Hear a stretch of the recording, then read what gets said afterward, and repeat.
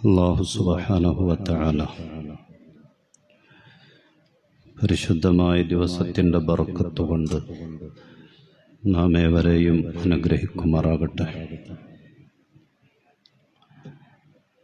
ജീവിതത്തിൽ ചെയ്തുപോയ സംഭവിച്ചുപോയ മുഴുവൻ തെറ്റുകുറ്റങ്ങൾ അത്യുദാരനായ റബ്ബ് അവൻ്റെ റഹ്മത്ത് കൊണ്ടും അവൻ്റെ ഫضل കൊണ്ടും നമുക്കേവർക്കും പൂർണ്ണമായി പുറത്തു തന്ന് മഗ്ഫിറത്ത് തന്ന് അനുഗ്രഹിക്കട്ടെ. അള്ളാഹുവിന് പൊരുത്തമുള്ള ജീവിതം ഇബാദത്തോടെ ഈ ദുനിയാവിൽ ജീവിച്ച് അവസാനം പരിശുദ്ധ കലിമ ചൊല്ലി ഈമാൻ സലാമത്തായി മൗത്താകുന്ന സജ്ജനങ്ങളിൽ നമ്മെയും നമ്മുടെ മാതാപിതാക്കൾ, കൂട്ടുകുടുംബാദികൾ, ഉസ്താദുമാർ, ദുആ വസിയത്ത് ചെയ്തവർ ഏവരെയും അള്ളാഹു ഉൾപ്പെടുത്തി അനുഗ്രഹിക്കട്ടെ. രോഗങ്ങൾ, മറ്റ് ദുനിയാവിൽ നാം അനുഭവിക്കുന്ന ശാരീരിക, മാനസിക, സാമ്പത്തിക പ്രയാസങ്ങൾ, പ്രതിസന്ധികൾ എല്ലാറ്റിനും ശിഫ തന്ന് സലാമത്ത് തന്ന് സമാധാനം തന്ന് അള്ളാഹു അനുഗ്രഹിക്കട്ടെ. മരിച്ചുപോയവർ, കാരണവന്മാർ, തൊട്ടടുക്കൽ പള്ളിക്കാട്ടിൽ 6 അടി മണ്ണിനുള്ളിൽ അന്ത്യവിശ്രമം കൊള്ളുന്ന മുഴുവൻ ഖബറാളികൾ, മുഴുവൻ മുഅ്മിനീങ്ങൾ, മുഅ്മിനാത്തുകൾ, പടച്ചവൻ ഓരോരുത്തരുടെയും ഖബറുകൾ സ്വർഗീയ വെളിച്ചം നൽകി അനുഗ്രഹിക്കട്ടെ. നാളെ ഫിർദൗസുൽ അലയിൽ ഒരുമിക്കാൻ അവർക്കും നമുക്കും അല്ലാഹു തൗഫീഖ് നൽകട്ടെ. ആമീൻ ബിറഹ്മതിക യാ അർഹമർ റഹീമീൻ. ബഹുമാനമുള്ള സത്യവിശ്വാസികളെ, മുഅ്മിനീങ്ങളായ നമ്മുടെ ജീവിതം ഈ ദുനിയാവിൽ പടച്ചവൻ്റെയും പടപ്പുകളുടെയും പൊരുത്തത്തിനനുസരിച്ചാകണം എന്നാണ്. പടച്ചവനാകുന്ന അല്ലാഹു റബ്ബുൽ ഇസ്സത്തിൻ്റെ പൊരുത്തം, അവൻ്റെ തൃപ്തി ദുനിയാവിൽ നമ്മുടെ ജീവിതത്തിനുണ്ടാകണം. അതോടൊപ്പം അള്ളാഹുവിൻ്റെ പടപ്പുകളാകുന്ന ദുനിയാവിലെ ജീവിതത്തിൽ നമുക്ക് ചുറ്റും നമ്മൾ ബന്ധപ്പെടുന്ന മറ്റ് മനുഷ്യരുടെ പൊരുത്തവും അവരുടെ തൃപ്തിയും നമ്മുടെ ജീവിതത്തിൽ, നമ്മുടെ ഇടപെടലുകളിൽ, അവരുമായിട്ടുള്ള ഇടപെടലുകളിൽ ഒരു മുസ്ലിമിനെ സംബന്ധിച്ചിടത്തോളം ഉണ്ടാകണം എന്നാണ്. ഒരു യഥാർത്ഥ മുഅ്മിനാകുന്നത് അങ്ങനെയാണ്.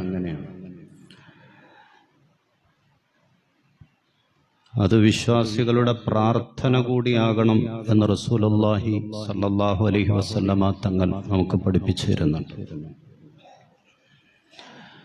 ഈ 2 പൊരുത്തവും ലഭിക്കുക എന്നുള്ളത് നമ്മുടെ ദുആയാകണം, നമ്മുടെ പ്രാർത്ഥനയാകണം.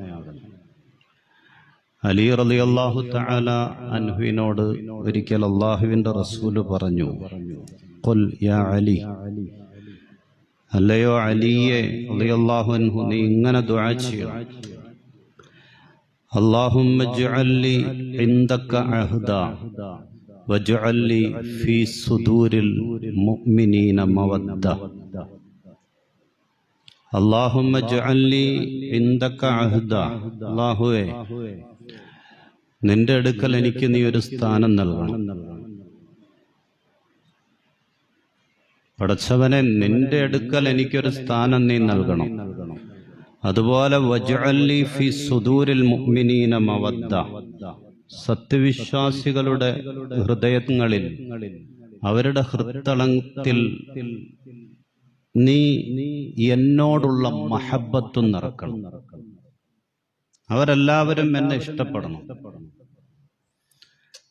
അവരുടെ മനസ്സിൽ എന്നും എപ്പോഴും വലിയൊരു സ്ഥാനം എനിക്കുണ്ടാകണം. അങ്ങനെ അല്ലാഹുവേ, നിന്റെ അടുക്കലും ജനങ്ങളുടെ അടുക്കലും ജനങ്ങളുടെ ഹൃദയത്തിലും എനിക്ക് വലിയൊരു സ്ഥാനം, പ്രത്യേകിച്ച് ജനങ്ങളുടെ മനസ്സിൽ എന്നോടുള്ള പൊരുത്തവും തൃപ്തിയും സ്നേഹവും നീ നിറക്കണം. അത് മുഅ്മിനിന്റെ ദുആയാകണം എന്ന് റസൂലുള്ളാഹി സ്വല്ലല്ലാഹു അലൈഹി വസല്ലം തങ്ങൾ അലി റളിയല്ലാഹു തആല അൻഹുവിനെ പഠിപ്പിച്ചു കൊടുക്കുക. നമ്മുടെ ജീവിതവും അങ്ങനെയാകും. ഇതിനോടൊപ്പം മറ്റൊരു പ്രാർത്ഥന കൂടി, അള്ളാഹുവിന്റെ റസൂലിന്റെ മറ്റൊരു പ്രാർത്ഥന കൂടി നമ്മൾ ചേർത്ത് പഠിക്കണം. റസൂൽ എപ്പോഴും ദുആ ചെയ്യാറുണ്ടായിരുന്നു, അല്ലാഹുമ്മ ജഅൽനി ശകൂറ വജഅൽനി സബൂറ.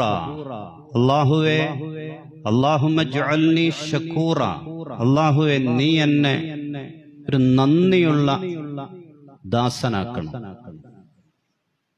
എന്നെ നീ ശക്കൂറാക്കണം, നന്ദിയുള്ളവനാക്കണം. വജഅൽനി സബൂറ, എന്നെ നീ ക്ഷമയുള്ളവനാക്കണം. ഒരു നന്ദിയുള്ള അടിമയാക്കണം, ഒരു ക്ഷമയുള്ള അടിമയാക്കണം. വജഅൽനി ഫീ ഐനി സഗീറ വഫീ അഅ്യുനിൻ നാസി കബീറ.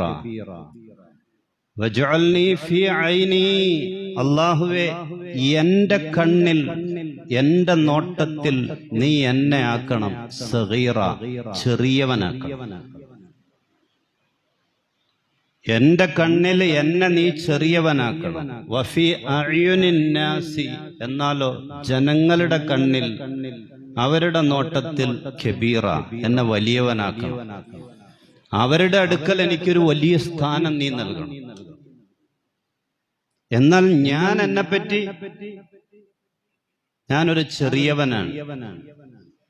എന്റെ കണ്ണിൽ എന്നെ നീ സഗീറാക്കണം, ചെറിയവനാക്കണം. ജനങ്ങളുടെ കണ്ണിൽ എന്നെ നീ വലിയവനാക്കണം. അവരുടെ മനസ്സിൽ എനിക്ക് വലിയൊരു സ്ഥാനം നൽകണം. ബഹുമാനപ്പെട്ട റസൂലുള്ളാഹി സ്വല്ലല്ലാഹു അലൈഹി വസല്ലം തങ്ങൾ ദുആ ചെയ്യാറുണ്ടായിരുന്ന ദുആയാണ്. അള്ളാഹുവിന്റെ പൊരുത്തവും ഒരു മുസ്ലിമിന് വേണം, ഒപ്പം പടപ്പുകളുടെ, നമുക്ക് ചുറ്റുമുള്ളവരുടെ പൊരുത്തവും ഒരു യഥാർത്ഥ മുഅ്മിനിന് വേണമെന്നാണ്. ആളുകൾ എന്നെപ്പറ്റി എന്തും പറഞ്ഞോട്ടെ, അങ്ങനെ ഒരു മുസ്ലിം ചിന്തിക്കാൻ പാടില്ല എന്നാണ്.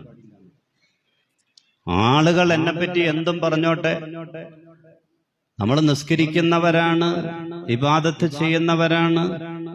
അതോടൊപ്പം ആളുകൾ നമ്മെപ്പറ്റി അനാവശ്യമായിട്ട് എന്തെങ്കിലും പറയുന്നുണ്ടെങ്കിൽ എന്തും പറഞ്ഞോട്ടെ എന്ന് മുസ്ലിം ചിന്തിക്കാൻ പാടില്ല.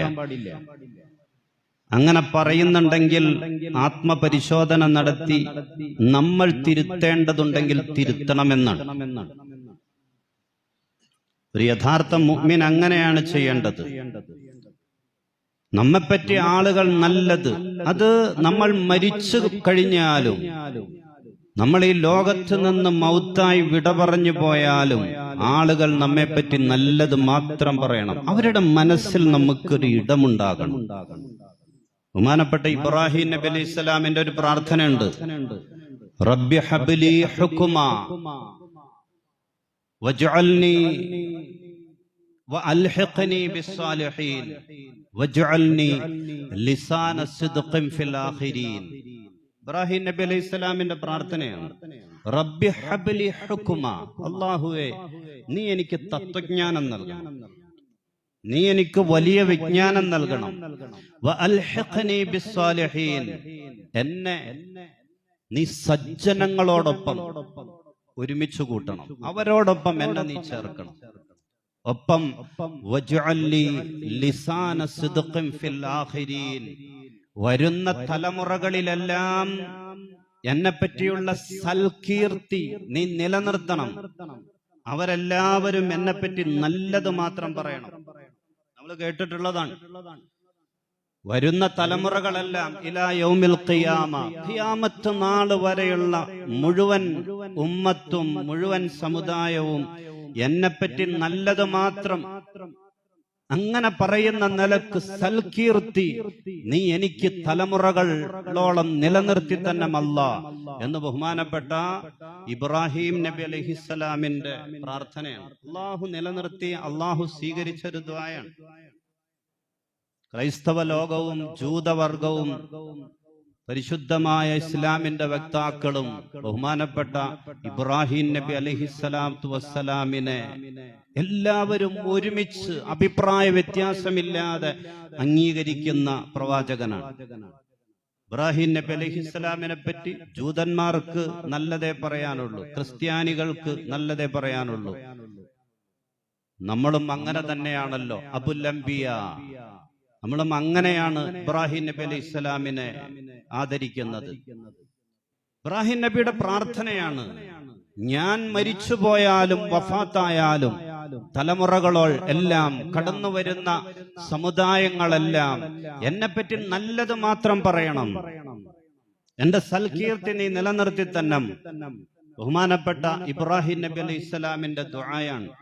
നമ്മൾ മരിച്ചാലും ആളുകൾ നല്ലത് പറയാൻ, അത് നമ്മുടെ ദുആ അങ്ങനെയാകണം, നമ്മുടെ ജീവിതം അങ്ങനെയാകണം.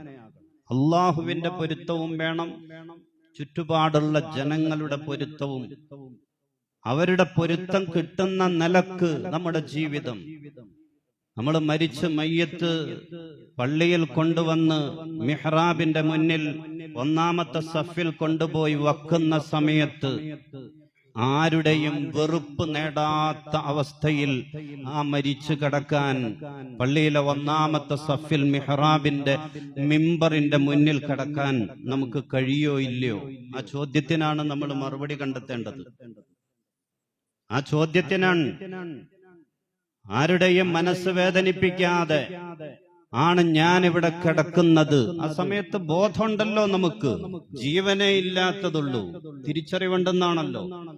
ആരാണ് എന്റെ മയ്യത്ത് നിസ്കരിക്കുന്നത്, ഇമാമ് നിൽക്കുന്നത്? മയ്യത്തറിയും, ചുമന്നുകൊണ്ടു പോകുന്നവർ ഒക്കെ മയ്യത്തറിയും. ആരെയും വെറുപ്പിക്കാതെയാണ് ഞാൻ ഈ ദുന്യാവിൽ നിന്ന് വിട പറയുന്നത്. നമ്മുടെ മനുഷ്യനാകുമ്പോ നമ്മുടെ സ്വഭാവങ്ങളിൽ വരുന്ന ഏറ്റവ്യത്യാസത്തിലൂടെ ചില പിണക്കങ്ങളും ഇണക്കങ്ങളും ഒക്കെ ഉണ്ടാകും. പക്ഷേ അതെല്ലാം തീർത്തും മരിക്കാൻ നമുക്ക് കഴിയണം.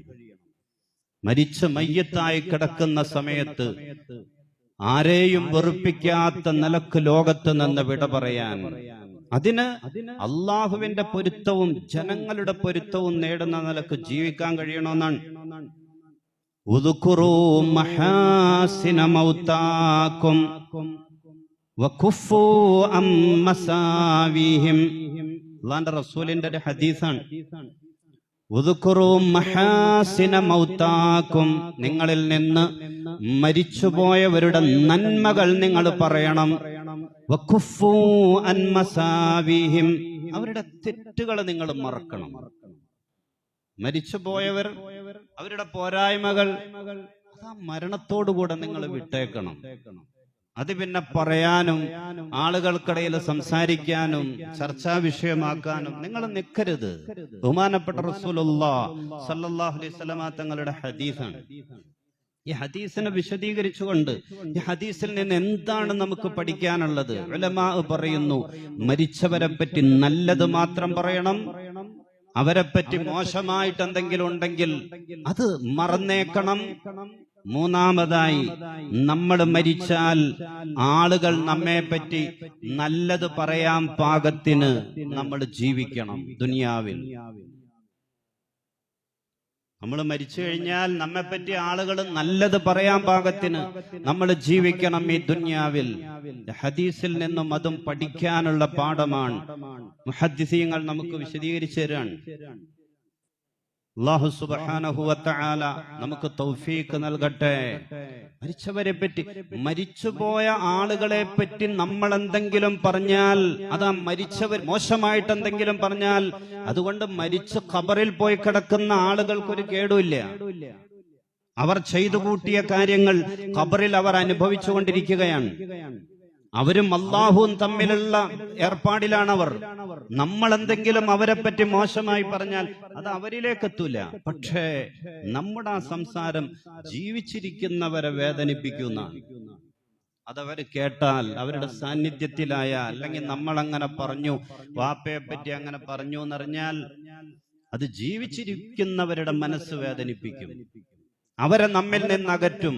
അതിന് നമ്മൾ കാരണം അതുകൊണ്ട് പാടില്ല എന്നാണ് ബഹുമാനപ്പെട്ട റസൂലുള്ളാഹി സ്വല്ലല്ലാഹു അലൈഹി വസല്ലമ തങ്ങളുടെ കൊടിയ ശത്രുവായ അബൂജഹലിന്റെ മകൻ ഇക്രിമ റളിയല്ലാഹു തആല മക്കം ഫത്ഹിന്റെ സമയത്ത് ഇസ്ലാമിലേക്ക് കടന്നു വന്നിട്ടില്ല. ഇക്രിമ റസൂലിനെയും സഹാബത്തിനെയും പേടിച്ച് നാട്ടിൽ നിന്ന് ഒളിച്ചോടിപ്പോയി. ഇക്രിമ മക്കം ഫത്ത് റസൂലും മദീനയിൽ നിന്ന് മക്ക കീഴടക്കി എത്തിയിരിക്കുകയാണ്. ഇക്രിമ ഒളിച്ചോടി നാട്ടിൽ നിന്ന് റസൂലിനെ സഹാബത്തിനെ പേടിച്ച്. ഇക്രിമ റളിയല്ലാഹു തആല അൻഹുവിന്റെ ഭാര്യ അല്ലാഹുവിന്റെ റസൂലിന്റെ അടുക്കൽ വന്നിട്ട് ചോദിച്ചു, എന്റെ ഭർത്താവിന് മാപ്പുണ്ടോ നബിയേ? റസൂല് പറഞ്ഞു, മാപ്പുണ്ട്. അവര് തേടി പിടിച്ച് മറ്റൊരു നാട്ടിൽ നിന്ന് ഇക്രിമ റളിയല്ലാഹു തആല അൻഹുവിനെ അല്ലാഹുവിന്റെ റസൂലിന്റെ മുന്നിലേക്ക് കൊണ്ടുവരികയാണ്. ഇക്രിമ വരുന്നുവെന്നറിഞ്ഞപ്പോ റസൂല് സഹാബത്തിനോട് പറഞ്ഞു, യഅതീകും ഇക്രിമത്തു ഇബ്നു അബീ ജഹൽ മുഅ്മിനം മുഹാജിറാ. അബൂജഹലിന്റെ മകൻ ഇക്രിമ മുഅ്മിനായി മുഹാജിറായി നിങ്ങളുടെ അടുക്കലേക്ക് കടന്നു വരുന്നതിന് മുമ്പാണ് അല്ലാഹുവിന്റെ റസൂല് പറയുന്നത്. അബൂജഹൽ എന്ന് പറഞ്ഞിട്ടുണ്ടെങ്കിൽ പരിശുദ്ധ ദീനിന്റെ ഏറ്റവും വലിയ ശത്രുവാണ്. പരിശുദ്ധ ദീൻ ഫിറഔനേക്കാൾ വലിയ ശത്രുവായിട്ടാണ് റസൂല് തന്നെ അബൂജഹലിനെ പരിചയപ്പെടുത്തിയത്. ആ അബൂജഹലിന്റെ മകനാണ് ഇക്രിമ. റസൂല് പറയാൻ, ആ അബൂജഹലിന്റെ മകൻ മുഅ്മിനായി നിങ്ങളുടെ അടുക്കലേക്ക് കടന്നു വരുന്നുണ്ട്. ഫലാ തസുബ്ബൂ അബാ. ആ മനുഷ്യൻ നിങ്ങളുടെ അടുക്കലേക്ക് വരുമ്പോ അവന്റെ പിതാവിനെ നിങ്ങൾ ചീത്ത പറയരുത്. ഫഇന്ന സബ്ബൽ മയ്യിത്തി. കാരണം മയ്യിത്തിനെ ചീത്ത പറയുന്നത് യുദിൽ ഹയ്യ, അത് ജീവിച്ചിരിക്കുന്നവരുടെ മനസ്സ് വേദനിപ്പിക്കുന്ന കാര്യമാണ്. വലാ യബ്ലുഗുൽ മയ്യിത. മയ്യിത്തിലേക്കാണെങ്കിൽ എത്തുന്നില്ല, അത് മരിച്ചുപോയി. ഇക്രിമ കടന്നു വരുമ്പോ റസൂലിന്റെ ഏറ്റവും വലിയ ശത്രുവാണ് അബൂജഹൽ എന്ന് വെച്ചാൽ ഇക്രിമയുടെ സാന്നിധ്യത്തിൽ അവന്റെ പിതാവിനെ നിങ്ങൾ ചീത്ത പറയരുത്, പിതാവിനെ നിങ്ങൾ ആക്ഷേപിച്ചുകൊണ്ട് വർത്താനം പറയരുത്. കാരണം അത് ആ ഇക്രിമയുടെ മനസ്സിനെ വേദനിപ്പിക്കും. ജീവിച്ചിരിക്കുന്ന നമ്മുടെ കൂട്ടത്തിലേക്ക് കടന്നു വരുന്ന ഇക്രിമയെ ആക്ഷേപിക്കലാണ്, മനസ്സ് വേദനിപ്പിക്കലാണ്. അതുകൊണ്ട് അത് നിങ്ങൾ ചെയ്യരുത് എന്ന് ബഹുമാനപ്പെട്ട റസൂലുള്ളാഹി സ്വല്ലല്ലാഹു അലൈഹി വസല്ലം. നീ ശരിയല്ല. ആളുകൾ തമ്മിൽ തർക്കമുണ്ടാകുമ്പോ നമ്മൾ പറഞ്ഞു തുടങ്ങുന്നത് നീ ശരിയല്ല, പിന്നെ അടുത്തപടി നിന്റെ വാപ്പ ശരിയല്ല എന്നാണ് നമ്മൾ പറയുന്നത്. നീ ശരിയല്ല, നിന്റെ വാപ്പ ശരിയല്ല. ഒരു മുസ്ലിമിന്റെ ഭാഗത്ത് നിന്ന് അങ്ങനെ ഉണ്ടാകാൻ പാടില്ല എന്നാണ് മുസ്ലിമിന്റെ ഭാഗം. ആളുകളെ മനസ്സ് വേദനിപ്പിക്കുന്ന നിലക്കുള്ള ഒരു രീതി. മരിച്ച് നമ്മൾ കിടക്കുന്ന സമയത്ത് നമുക്ക് ഞാൻ ആരുടെയും മനസ്സ് ഇനി അങ്ങനെ എന്തെങ്കിലും ഉണ്ടെങ്കിൽ തന്നെ എല്ലാം പൊരുത്തപ്പെടുവിച്ചാണ് എന്റെ മേൽ നിസ്കരിക്കാൻ വേണ്ടി ആളുകൾ ഒരുമിച്ച് കൂടിയിട്ടുള്ളത്. എന്നെ ആളുകൾ ഖബറിലേക്ക് ചുമന്നു കൊണ്ടുപോകുന്നത്, എന്റെ മുകളിൽ ഇവർ പിടിമണ്ണ് വാരിയിടുന്നത് എന്ന് ആശ്വസിക്കാൻ നമുക്ക് കഴിയണം. അല്ലാഹു സുബ്ഹാനഹു വ തആല ഒരു യഥാർത്ഥ മുഅ്മിനായി ജീവിക്കാൻ നമുക്ക് തൗഫീഖ് നൽകട്ടെ. ബഹുമാനപ്പെട്ട അബൂബക്കർ സിദ്ദീഖ് റളിയല്ലാഹു തആല അൻഹു ഭൂമി പോലും വേദനിക്കാത്ത നിലക്കാണ് സാധാരണ നടന്നു പോകാറുള്ളത്.